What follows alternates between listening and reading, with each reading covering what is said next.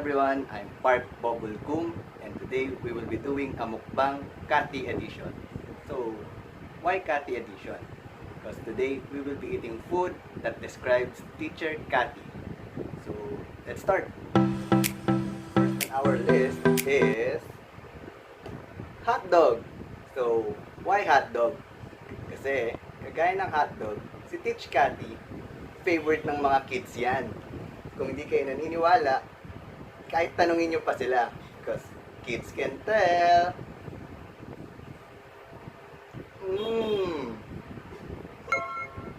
Next food is egg. So, bakit egg? Kasi every time I see Teach Cathy na nagsaserve sa church, grabe, ang excellent niya. So, atin ang kainin ng egg. Exciting, no?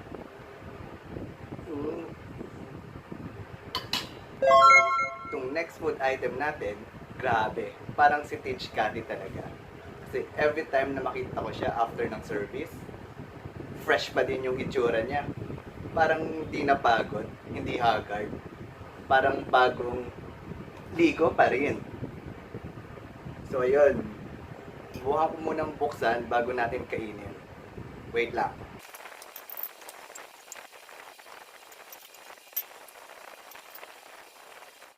So, after ilang minutes, nabuksan din natin siya. Tada! Atin ang titikman.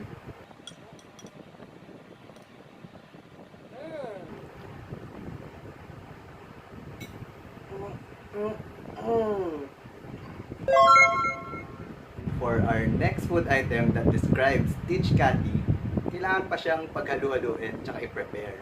But let's go through the ingredients one by one.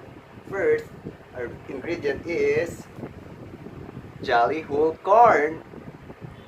Ay, grabe kayo. Alam ko yung iniisip nyo. Iniisip nyo dahil corny si Teach Cathy, no? Grabe, hindi. Pinili ko to dahil siya ay jolly. Ayun, jolly. Tingnan nyo ba naman itong mga pictures na to? Eto po. Diba ang jolly-jolly ni Teach Cathy? For our next ingredient, I chose Angel Creme Densada. Kasi tingnan nyo naman yung itsura ni Teach Cathy. Sobrang angelic. Ito pa. And for our last ingredient, I've chosen this. Ice. So, just like ice, si Teach Cathy, sobrang chill lang niya. Parang pag nakita mo siya, parang walang problema. Parang laging masaya, laging jolly, angelic, and bukod sa pagiging chill, isa rin siya sa mga cool teachers, napaka-bagets at young at heart.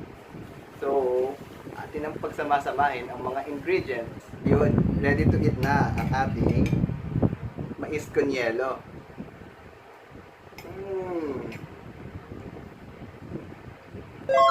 That concludes our mukbang with Bobul Cathy edition. And if you want more mukbang videos, padala lang kayo ng food dito para may next episode naman ako. But seriously, super thankful po kami sa inyo, Teach Cathy. We really appreciate you. And sana matapos na tong pandemic na to para we could catch up. So, bye!